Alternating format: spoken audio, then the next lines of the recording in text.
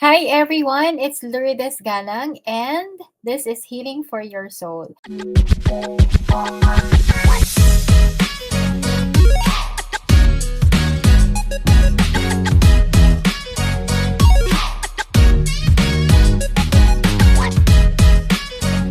So in today's video, I'd like to share with you a snippet of what I have written in my ebook Healing of a Wife in the Middle of Betrayal and Marriage Restoration. So if you want to get a copy of this ebook, you can check the link below and also on how you can purchase or order this ebook.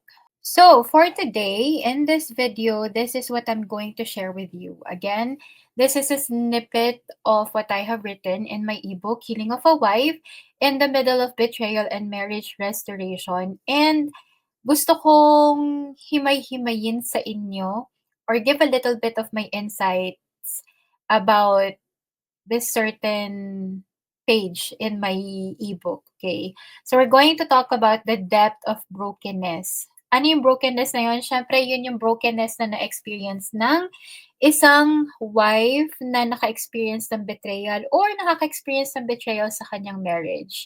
Okay, so let me read to you some parts of it. When a husband chooses unfaithfulness, neglect, or even walks away, the wife often feels a wound so deep it cuts into the soul.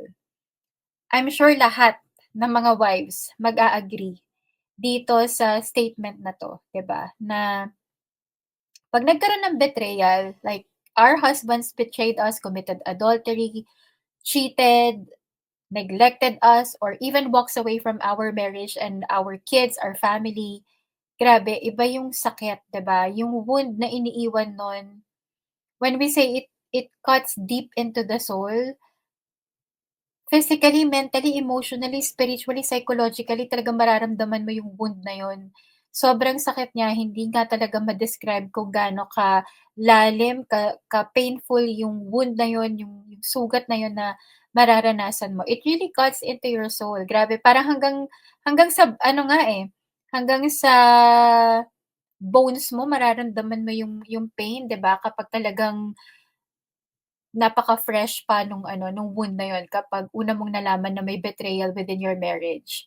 Now, it's not just about a broken marriage, it's about a broken heart. Siyempre talaga na-heartbroken ang mga wives kapag merong betrayal sa kanilang marriages. Sino ba naman ang hindi mabo-broken heart kapag nalaman mo na yung pinakamamahal mong husband ay nag-commit ng adultery or binetray ka? And not just only that, but also broken trust and broken dreams. Kasi hindi lang yung heart mo talaga yung nabe-break, but also the trust. Kasi when you made that vow, when you got married, of course, you gave that vow or commitment to your husband because you fully trust him, 'di ba? Pinagkakatiwalaan mo siya. I'm sure hindi naman tayo magpapakasal unless, I don't know, in a specific circumstances. Sa mga arranged marriages siguro, I'm not really sure. But we're not going to marry our husbands if we didn't have any full trust with them, 'di ba? Sobrang pinagkakatiwalaan natin sila. I mean, buong-buo na binigay natin yung trust natin sa kanila. That's why we decided to get married and start a family with them. And of course, yung broken dreams. Siyempre, pag bumubuo kayo ng pamilya, talagang kasama na doon pati yung mga pangarap nyo for the family, for the future of your kids. Kumbaga, ang dami yung napag-usapan na mga dreams na magkasama kayo together na bubuuin yun, 'di ba? So even that, it also falls apart, it gets broken. So it's a broken heart, broken trust, broken dreams, and dami. Sobrang lalim ng brokenness that a wife really goes through when there's betrayal in a marriage. But I'd like to give you this assurance from Psalm 34, verse 18, that the Lord is close to the brokenhearted and saves those who are crushed in spirit. Actually, dito talagang pinapakita sa atin ni Lord na He knows what we are going through. He identifies with us and He's close to the brokenhearted. Kung kailan tayo brokenhearted, doon natin mararamdaman na malapit tayo kay Lord kasi talagang wala tayong choice kundi kakapit tayo kay Lord, 'di ba? And saves those who are crushed in spirit. Kasi nga talagang mararamdaman mo yung pag-crush, yung pagkadurog, Ako, I would always visualize it na yung heart ko, yung spirit ko at that time when I was experiencing the pain, when I found out about the second betrayal in my marriage, parang dinudurog yung puso ko na ginigiling at tinatapak-tapakan pa. Gano'n yung pakiramdam ko nung mga panahon na yun. And God sees every tear you've cried. Sometimes we think or we feel na whenever we cry, lalo na kung mag-isa lang tayo, na no one sees, 'di ba? Lalo na kung hindi pa natin kayang ipaalam sa iba, like sa mga anak natin or sa mga family, sa relatives or sa friends, kasi tayo mismo in denial pa tayo, hindi pa natin matanggap that it is happening and sobrang nahihiya tayo na aminin sa kanila that we're going through betrayal in our marriage. So we end up crying alone, but God wants you to know that He sees every tear. And He has witnessed all the nights that you couldn't sleep. Maraming sleepless moments tayo na minsan nga parang 24 hours or more than 24 hours na tayong gising pero hindi pa rin natin magawang makatulog kasi paulit-ulit na nagre-replay sa isip natin yung nangyaring betrayal or nangyayaring betrayal, 'di ba? Overthinking ng malala talaga. Hindi ka talaga makatulog kasi ang daming pumapasok sa isip mo and ang dami mong concerns, ang dami mong naiisip. Wala, restless, super restless talaga. And also, these are the moments that you tend to ask the Lord, "Lord, why me? Bakit ako? Bakit sa marriage namin? Bakit kami? Bakit nangyari sa'min 'to?" And I've also asked that question to the Lord many, many times when I was in that season wherein I was still in pain, I was really in denial, I was in shock. I don't know, nung time na yun, para akong walking zombie, walking dead, hindi ko talaga maintindihan kung ano yung nangyayari sa'kin at that time. Ang alam ko lang sobrang sakit ng nararamdaman ko, sobrang sakit ng pinagdadaanan ko, sobrang bigat, sobrang hirap, lahat na ng sobra na hindi mo gugustuhin na ma-experience, parang yun yung pinagdadaanan ko at that time. And you would really get into that place wherein you would really ask the Lord, "Lord, why me? Bakit?" 'Di ba? And also the times that you felt invisible and unloved. Lalo na if you've already felt so unloved sa marriage ninyo, like all this time you felt that you were unloved by your husband, you felt that you were invisible to him, hindi ka niya binibigyan ng pagpapahalaga, na parang mas lalo tuloy na nama-magnify yung gano'ng pakiramdam. Mas lalo mo tuloy parang nako-convince ang sarili mo na, "Ay, talagang hindi niya ako mahal, talagang wala siyang pakialam sa nararamdaman ko because of the betrayal that happened in your marriage." But in those very moments of weaknesses that you are going through, that you're experiencing, you have to remember that God is closest to you when you are going through that deepest pain. And that's what I've experienced, in my deepest pain. And I like the song ni Lizzie Morgan na, The Miracle, kasi may lyrics dun sa song na yon na, "Maybe the deepest pain deepens me to know you more." Every time I listen to that song, I really cry kasi that's what the Lord made me feel na when I was in that deepest pain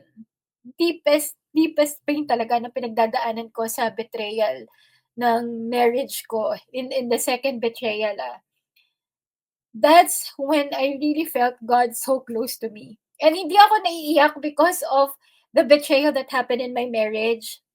I'm already healed from that. Naiiyak lang ako remembering that song because, it really reflects na when we keep praying and praying and asking God na i-restore yung marriage, ibalik yung husband natin, and we are so deep into our pain of what's happening with our marriage, yung betrayal ng husband natin, that's when you will get to know the Lord more. That's when you will get to see God's goodness and faithfulness, because that's what I've experienced. And the brokenness that you're experiencing right now, your brokenness is not wasted. I'm telling you, mga sis, sa lahat ng mga hurting wives na nakikinig ngayon, God will never waste any pain that we go through, especially the betrayal in our marriages. And I'm seeing it in my life kasi yung brokenness na na-experience ko dun sa betrayal na yon, sa totoo lang, it became my greatest blessing. It became the very place where God's healing journey started. So, You just have to remember this, na the brokenness that you're going through right now, it can become the very place where God's healing power can flow. And that's what I've witnessed in my life. Kung hindi nangyari yung second betrayal sa marriage namin, I don't know where I would be right now. I might not still be healed. And wala siguro ako dito sharing with you that God can heal us from all the wounds that we have experienced in our lives, not just from the betrayal that we experience in our marriage, pero when God starts his healing journey with us, he will really bind up all our wounds. So I just want to give you this encouragement. This is a snippet from the ebook that I have written. And if you want to read more, if you want to learn more from this ebook, you can purchase and order my ebook. Now, you can actually buy my ebooks in a bundle pack. I have two other ebooks that you can purchase, which is The Healing for Your Finances and also the 100 questions wives ask and think about betrayal in their marriages. Kasi diba ang dami nating questions when we're going through betrayal in our marriages. Talagang ang dami-daming questions na talagang hindi natin alam minsan kung saan natin hahanapin yung sagot. But of course, the Lord knows the answer. We just really have to seek and ask Him for those answers. And I have written these 3 ebooks specifically for hurting wives who are going through betrayal or who are in the middle of marriage restoration but are still hurting, hindi pa rin nakakalimutan yung betrayal na ginawa ni husband, and may mga questions pa na unanswered. And also, if you need healing with your finances, kasi like me, my husband walked away from our marriage and our family, so I was left alone to financially provide for my kids, for our 3 kids. And so I've also written the ebook, yung Healing for Finances, so that, God can restore and heal you in every area of your life, not just from the betrayal in your marriage, but also with regard to the aspect or the area of your life sa finances. So if you want to purchase the ebooks, it's only for 500 pesos. You get 3 ebooks, and I'm sure that you will really learn a lot from all these ebooks because those are the experiences that I went through, and at the same time, yung mga tinuro sa akin ni Lord. And all of this are coming from a biblical and godly perspective. So you can click the link in the description box, or you can purchase these 3 ebooks by sending me a message. It's showing on your screen how to order the 3 ebooks. So that's it for today. And remember, there is healing for your soul. God is close to the brokenhearted. I'll see you on the next video.